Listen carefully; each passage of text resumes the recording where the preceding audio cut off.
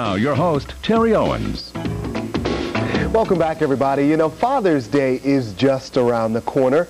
That means men all over the country will be treated to fancy meals, gifts, and other expressions of love. But thousands of others will have no contact with their kids. That's because many of these men are estranged from their children. Here to tell us about efforts to bridge that gap are Johnny Rice of the Center for Fathers, Families, Workforce Development, and Lance Holly, himself a young father. Johnny, you all are preparing for a major conference here in Baltimore. Right. What excites you about efforts like this? Well, Terri, on June 15th at the Baltimore Convention Center, the Maryland Fatherhood Initiative will sponsor a conference for fathers and their families within the Baltimore community. The goal of the conference is to promote responsible fatherhood and positive male development.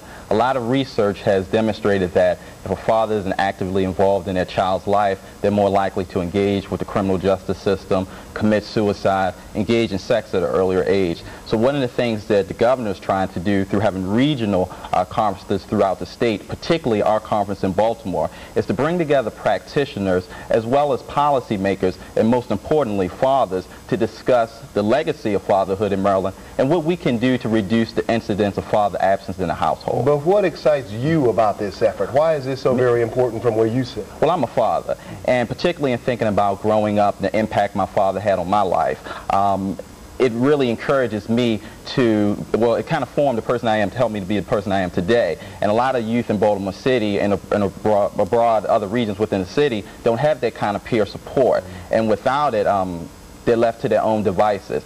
One of the things that's going to happen is we're going to have concurrent workshops addressing particular issues that are pertinent to fathers.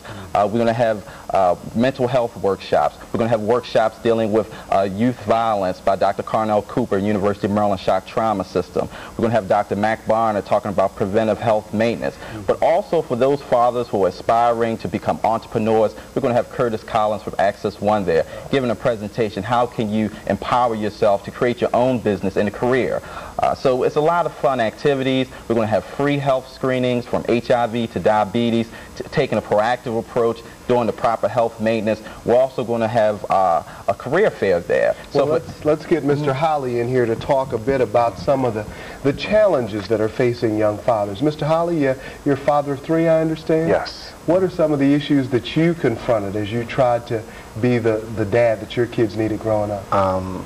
Basically, I confronted just accepting the fact that I was a father and dealing with my three kids and their moms. Mm-hmm. That was the biggest problem. Okay, so your children have different mothers? Yes. Okay, and the kind of issues that poses, Johnny, sets him up for all kinds of frustration because the system says X, Y, and Z about these relationships. And yeah, well, we'll have experts there from the Baltimore area that will be able to address those, particularly support services for fathers. How do you navigate the child support enforcement system? We're going to have representatives from the Legal Aid Bureau assisting with fathers knowing their rights and responsibilities legally and in all kinds of areas of their life that they may have. So we will have support services there that will encourage men to actively play a positive role, not just in their child's life, but in the community as well. Lance, how are your relationships with your kids now?